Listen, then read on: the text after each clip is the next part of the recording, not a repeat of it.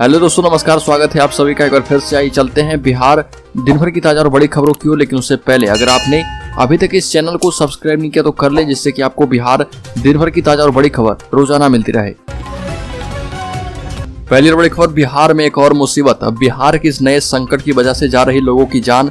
पश्चिम चंपारण में 29 अगस्त को बच्चा चोरी की अफवाह के बाद एक एक कर उत्तर बिहार के अन्य जिलों में ऐसी घटनाएं सामने आने लगी है। इसने भीड़ जनित हिंसा को बढ़ावा दिया है। मुजफ्फरपुर, दरभंगा, सीतामढ़ी, शिवहर, समस्तीपुर, पूर्वी चंपारण एवं पश्चिम चंपारण में बीते एक सप्ताह में करीब 2 दर्जन से अधिक घटनाएं हुई, जिनमें एक की जान जा चुकी है। वहीं 2 दर्जन से अधिक लोग हिंसा के शिकार हुए हैं। दरभंगा के बिरौल थाना क्षेत्र के अकबरपुर में बच्चा चोर की अफवाह में एक विक्षिप्त युवक की पिटाई हो गई। अफवाह इस कदर फैल रही है कि लोग बच्चों को स्कूल या खेलने तक नहीं भेज रहे। अगली खबर, बिहार में मानसून ने ले ली है करवट। पटना सहित 18 जिलों के लिए अलर्ट जारी। घर से संभलकर बाहर निकले। मानसून अपने आखिरी पड़ाव की तरफ बढ़ने से पहले बिहार पर मेहरबान होता दिख रहा। इस सीजन में राज्य में मानसून की सक्रियता सामान्य से लगभग आधी ही रही है, लेकिन चालू हफ्ते में बारिश के रुझान राहत देने वाले हैं। राजधानी समेत प्रदेश के अन्य हिस्सों में हुई वर्षा के कारण मौसम में बदलाव देखने को मिला। मौसम विज्ञान केंद्र पटना के मुताबिक राजधानी समेत प्रदेश के 18 जिलों में मेघ गर्जन एवं वज्रपात को लेकर अलर्ट जारी किया गया है। अगली खबर, बिहार के संविदा कर्मियों को वेटेज देने को लेकर सामान्य प्रशासन विभाग ने विस्तृत दिशा निर्देश जारी कर दिए हैं। इसमें सभी विभागों को इसके अनुसार ही कार्रवाई करने को कहा गया। इसके मुताबिक अनुभव का वेटेज देने के क्रम में अगर कोई वर्ष अधूरा आता है या किसी कर्मी ने वर्ष के कुछ महीने ही काम किए हैं तो ऐसी स्थिति में वेटेज अंक का निर्धारण करने के लिए अभ्यर्थी के कार्य दिवसों की संख्या में 5 से गुना करने के बाद इसमें 365 से भाग देना होगा और जो उत्तर प्राप्त होगा उसमें अनुपातिक अंक जोड़ा जाएगा। साथ ही साथ अनुभव के आधार पर संविदा कर्मियों पर वेटेज देने के मामले में अधिकृत संस्थाओं या विश्वविद्यालय अनुदान आयोग एवं अखिल भारतीय तकनीकी शिक्षा परिषद जैसे अन्य संस्थाओं से निर्धारित मार्गदर्शन को ध्यान में रखना जरूरी है। यानी जिन मामलों में इन अधिकृत संस्थाओं के स्तर से दिए गए मार्गदर्शन लागू हैं, उनमें नियुक्ति की योग्यता एवं वेटेज मार्गदर्शन के अनुरूप ही होगी। अगली खबर, वेतन बढ़ोतरी की मांग को लेकर सड़क पर उतरी आशा कार्यकर्ता। विधानसभा का घेराव करने की भी चेतावनी दी गई। आशा कार्यकर्ताओं ने अपनी मांगों को लेकर बिहार विधानमंडल का घेराव करने की चेतावनी दी है। सैकड़ों की संख्या में आशा कार्यकर्ता गर्दनी बाग से विधानसभा का घेराव करने निकलेगी। वेतन भत्ता, अस्थायी नौकरी समेत कई मांगों को लेकर कार्यकर्ताओं ने बिहार और केंद्र सरकार के खिलाफ जमकर नारेबाजी की।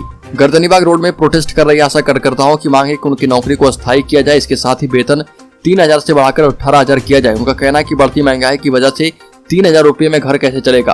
कार्यकर्ताओं की यह भी मांग है कि वेतन के अलावा महंगाई और अन्य भत्ता अन्य कर्मचारियों की तरह ही मिलना चाहिए।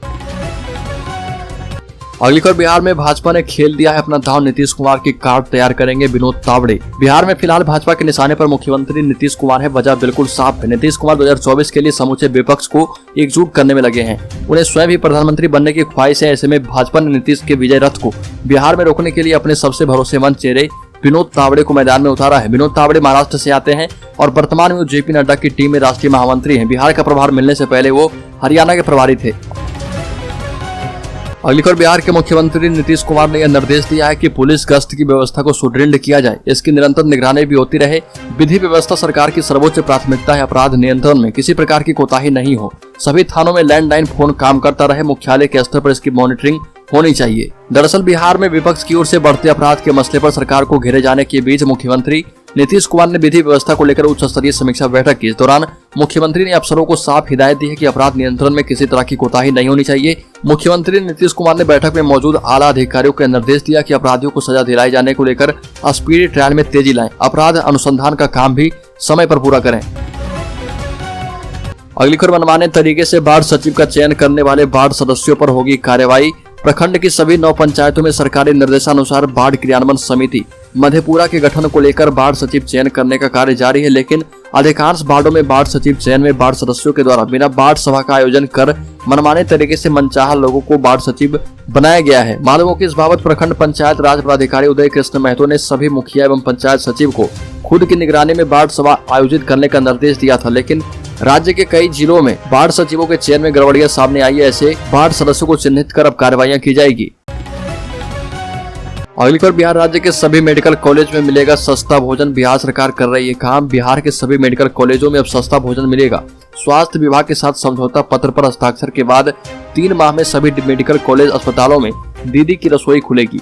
जीविका समूह के मुख्य कार्यपालक पदाधिकारी राहुल कुमार के मुताबिक स्वास्थ्य विभाग एवं जीविका समूह के बीच समझौता पत्र पर हस्ताक्षर होगा। इसके लिए स्वास्थ्य विभाग के साथ समन्वय स्थापित किया जा रहा है।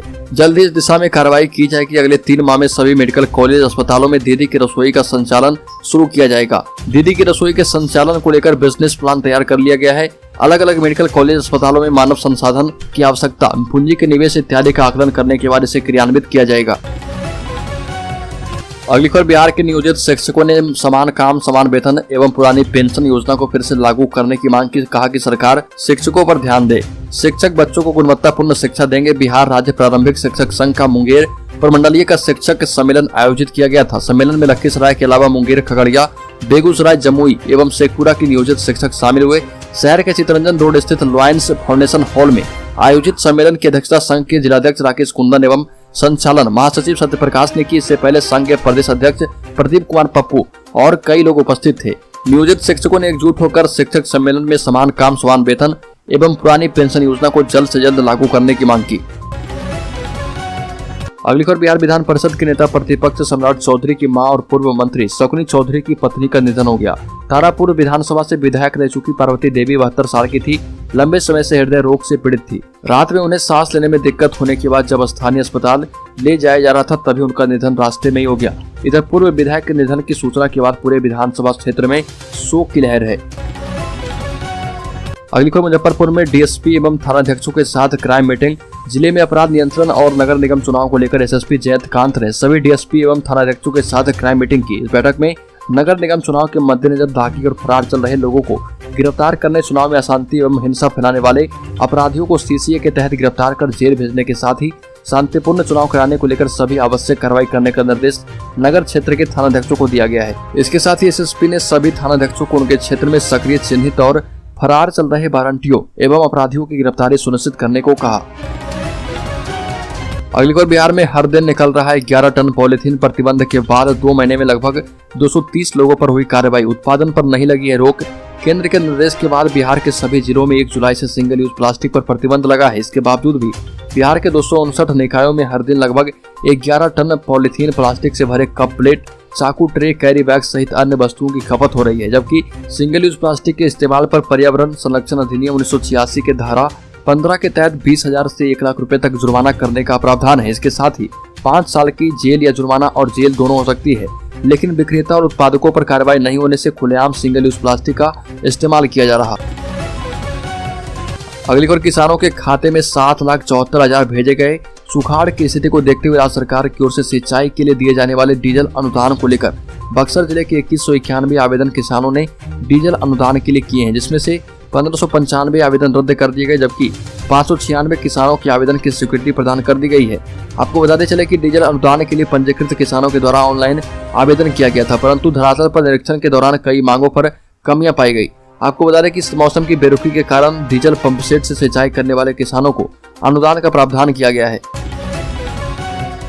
अगली खबर, समस्तीपुर में शिक्षकों ने दिया धरना। पुरानी पेंशन नीति समेत मांगों को लेकर किया प्रोटेस्ट। डीओ को भी सौंपा ज्ञापन। समस्तीपुर में अखिल भारतीय प्राथमिक शिक्षक संघ के आह्वान पर शिक्षा भवन परिसर में जिला प्राथमिक शिक्षक संघ के बैनर तले शिक्षकों ने धरना दिया। धरना में जिले भर के शिक्षक शामिल हुए। धरना स्थल पर प्रतिरोध सभा भी आयोजित की गई, जिसकी अध्यक्षता संघ के जिलाध्यक्ष अनंत कुमार राय ने की। धरना के पश्चात अध्यक्ष अनंत कुमार राय के नेतृत्व में शिष्टमंडल ने मांगों से संबंधित ज्ञापन जिला शिक्षा अधिकारी को सौंपा है। मांगों में पुरानी पेंशन नीति लागू करने के अलावा 7वें वेतन आयोग के प्रावधानों को शिक्षकों पर लागू करने, प्राचार्य का पद प्रमोशन के द्वारा भरने और सितंबर एवं 18 जुलाई 2019 का वेतन मुक्त करने आदि मांग शामिल है। अगली खबर, प्रधान शिक्षक के लिए 23 सितंबर तक करें आवेदन। बिहार लोक सेवा आयोग के द्वारा बीपीएससी प्रधान शिक्षक के पदों के लिए ऑनलाइन एप्लीकेशन लिंक को एक बार फिर से एक्टिव किया गया। वैसे उम्मीदवार जो पिछली दफा इसमें आवेदन नहीं कर सके थे वह बिहार हेड टीचर वैकेंसी इसके लिए इस बार अप्लाई कर सकते हैं और इस मौके का फायदा उठा सकते हैं। आपको बता दें कि यह पद गवर्नमेंट ऑफ बिहार के एजुकेशन डिपार्टमेंट के लिए है, जिनके माध्यम से प्राइमरी स्कूल में शिक्षकों की नियुक्ति होगी। एप्लीकेशन लिंक 9 सितंबर से एक्टिव हो गया है। वहीं आवेदन करने की अंतिम तिथि 23 सितंबर 2022 निर्धारित की गई है। इस भर्ती प्रक्रिया के तहत बिहार के प्राथमिक विद्यालय में 40,506 रिक्त पदों पर नियुक्तियां की जाएगी।